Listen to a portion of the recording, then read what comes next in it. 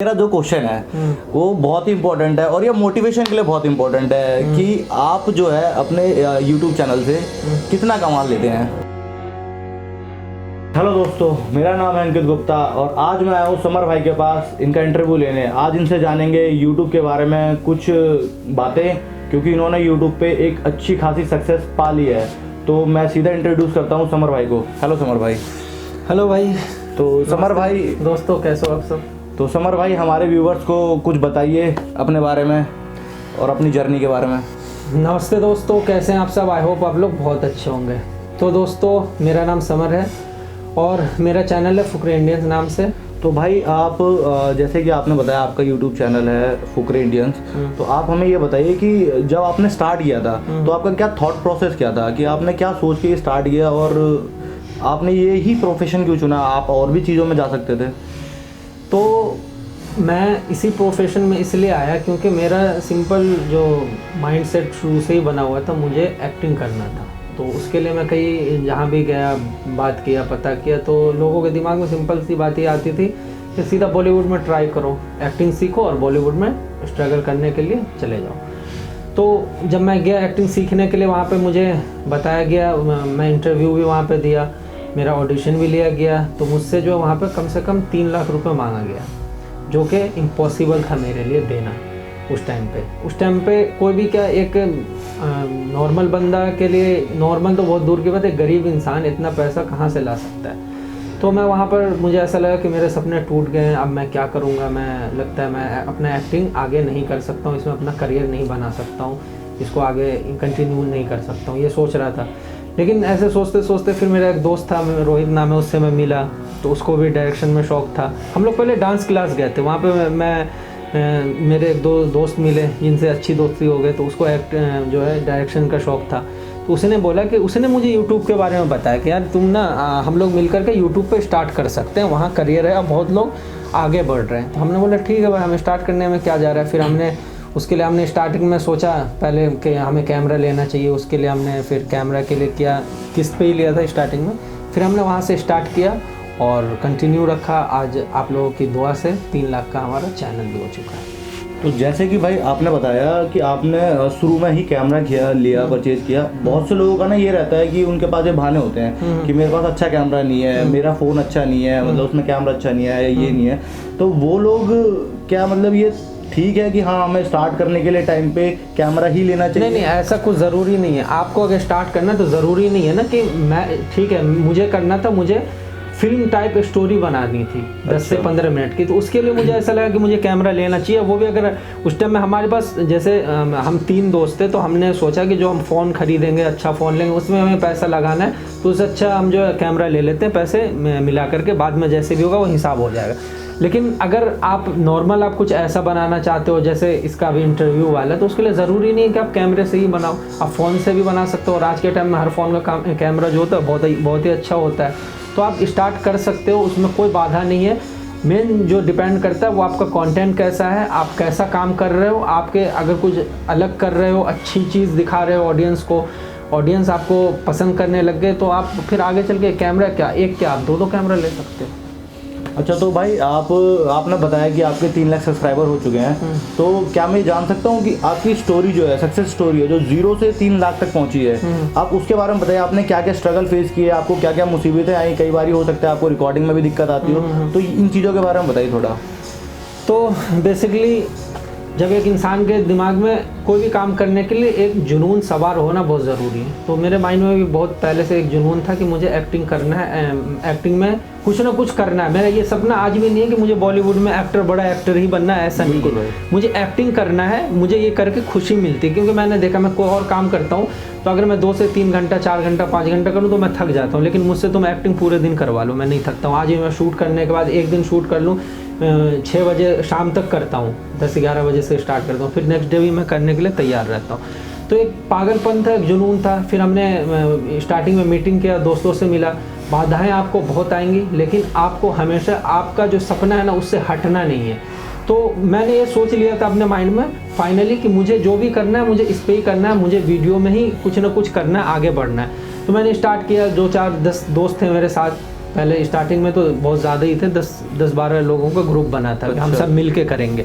फिर ऐसा हुआ धीरे धीरे 2-4 महीने वो साथ रहे, उसके बाद वो धीरे धीरे सब साइड होने लगे, उन्हें लगा कि कुछ नहीं होने वाला, कुछ नहीं होगा। कई लोग फ़ोन पे ही बोले कि इन सब से कोई फ़ोन, कई लोग क्या कि अपने रिश्तेदार भी बोलने लगे कि ये तुम क्या कर रहे हो, इससे कुछ नहीं होने वाला है, कुछ जॉब वॉब करो, कुछ देखो, पैसे कमाने का रास्ता ढूंढो, अब बड़े हो रहे हो। लेकिन मैंने सिंपल उनको समझाने की कोशिश किया, लेकिन वो मानते नहीं थे। लेकिन फिर भी मेरे अंदर एक ज़िद बैठा हुआ था कि मुझे करना है तो यही करना है। तो मैंने यूट्यूब पे फिर वो सब धीरे धीरे ऐसा हुआ कि सब साथ छोड़ करके चले गए। लास्ट में मैं बचा हुआ था और मेरा एक भाई था, उसको मैं साथ में ही रखा। वो भी कई बार वो कहता था कि कुछ नहीं हो रहा, तो मैं उसको कई बार, वो भाई था तो वो समझता था, मैं उसको कई बार बोला कि देखो तुम्हें करना है करो, नहीं करना है मत करो, मैं लेकिन मुझे यही करना है, मैं भले ही मैं फ़ोन से वीडियो बनाऊँ, एक सेल्फी से बना लूँगा, लेकिन मैं यही काम करूँगा। तो उसको थोड़ा भाई होने की वजह से वो समझता था, साथ रहा। एक टाइम ऐसा आया कि मैं और वो, और जिन लड़कियों को मैं एक्ट के लिए बुलाता था वो रहती थी, यानी हम 3 बंदे मिलकर भी वीडियो बनाए, ऐसा भी हमारे पास टाइम आया। पैसों की अलग तंगी आ जाती थी कई बार। हम जो है पार्ट टाइम में ट्यूशन पढ़ा, क्योंकि इसमें अगर आप, यानी हर बंदा हर तरीके से काम करता है। तो हम में से एडिटिंग नहीं आता था, अगर आपको एडिटिंग आता है तो आपके लिए तो और बहुत अच्छी बात है कि आप खुद से भी कर सकते हो। आपको एडिटिंग भी नहीं आती थी, उसके बाद भी आप ये कर रहे हैं? हाँ, तो एडिटिंग मुझे नहीं आती थी, तो मैं एडिटिंग दूसरों से करवाता था, उसका वो मुझे पे करना पड़ता था। तो उसके लिए मैं पार्ट टाइम में ट्यूशन पढ़ाता था, उससे मैं अरेंज करता था। फिर धीरे धीरे हुआ, लोग यानी जो जैसा कहते रह गए, हाँ वीडियो सही बना रहे हो, इसमें ये कमी है, ये आपको बहुत ये आएगा, नहीं तुम्हें देखो कुछ नहीं होगा, ऐसे ही बनाते रहोगे। यानी कई ताने मारने वाले बहुत लोग मिले, अरे भाई तुमने ये क्या बना लिया, मुझे ले लेते तो मैं तो इतना व्यूज़ ला देता, ये ला देता, वो ला देता। मैं बस चुपचाप अपना काम करता रहा, उनको हाँ जी बोल दिया कि ठीक है ओके भाई, मैं नेक्स्ट टाइम आपसे पूछ लूँगा जो भी।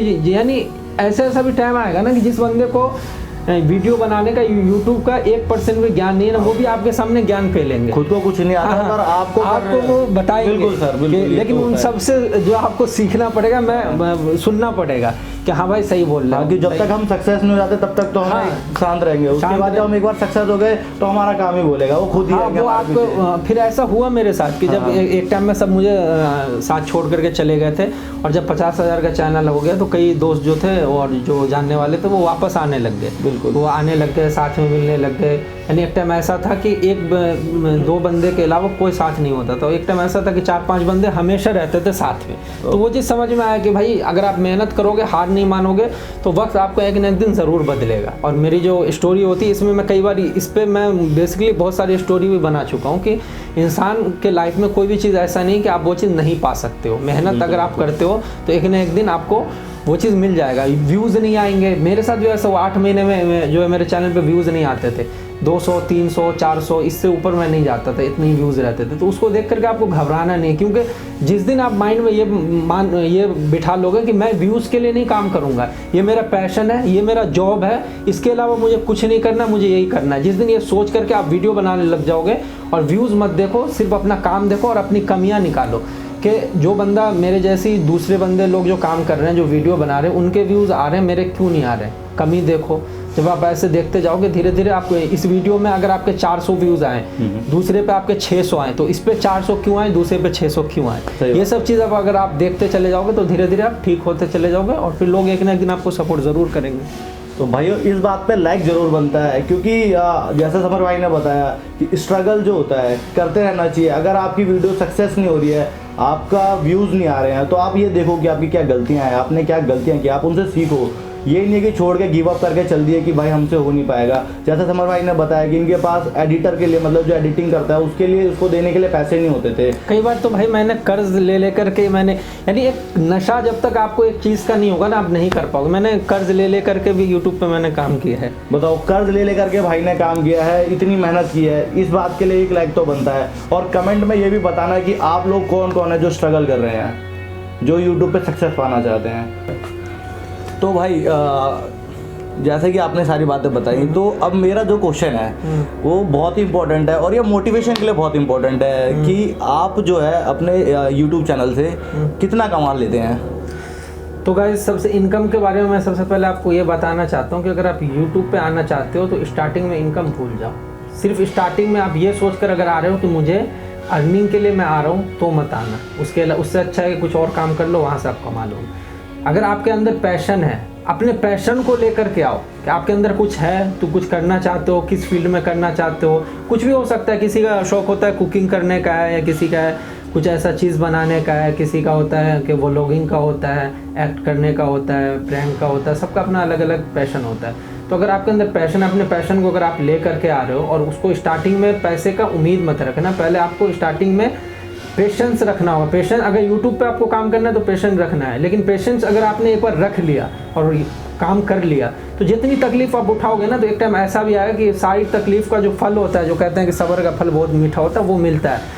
तो इनकम जहाँ तक ये है कि जितना बड़ा आपका चैनल होता जाएगा, अर्निंग धीरे धीरे, जैसे एक कंपनी होती है, आप उसमें जब ज्वाइनिंग करते हो स्टार्टिंग में आपकी सैलरी कम होती है, फिर धीरे धीरे बढ़ने लगती है। तो इसी तरह जब आपका चैनल नया मोनेटाइज होता है, तो आपका डॉलर और आपका जो रेट होता है, वो जो है उसका ऐड का रेट जो होता है, ऐड वैल्यू कम होता है, वो धीरे धीरे और फिर डिपेंड करता है व्यूज़ पे। अगर व्यूज़ आपके रेगुलर अच्छे आ रहे हैं, तो आप आई थिंक अच्छा जो है इनकम कर सकते हो यूट्यूब से। ये बहुत ही अच्छा प्लेटफॉर्म है, बहुत लोग इससे बहुत अच्छा इनकम भी कमा रहे हैं। मैं भी कमा रहा हूँ, ऐसा नहीं कर रहा हूँ कि मैं जो है सिर्फ हवा में काम कर रहा हूँ, मैं भी कमा रहा हूँ। और मैं भी, मेरे जितने भी खर्च हैं, एडिटिंग का हो गया, चाहे मेरा खुद का पर्सनली खर्च हो गया, या मैं जो भी घर में भी देता हूँ, यानी सारा कुछ मैं इससे ही मैनेज कर रहा हूँ। तो इससे आप समझ सकते हो क्या मेरा पर्सनल और सारा कुछ मिला के क्या खर्चा हो सकता है। भाई के 2 चैनल हैं, फुकरे इंडियंस और फुकरे प्रैंक्स, ये दोनों के लिंक मैं डिस्क्रिप्शन में दे दूंगा। आप लोग लाइक कीजिए, सब्सक्राइब कीजिए, और अगर आपको पसंद आती है वीडियो तो आप इस चैनल को भी सब्सक्राइब कीजिए, और भाई के चैनल पर भी जाके सब्सक्राइब कीजिए। इनके लिंक्स मैं डिस्क्रिप्शन में दे दूंगा। Thank you so much.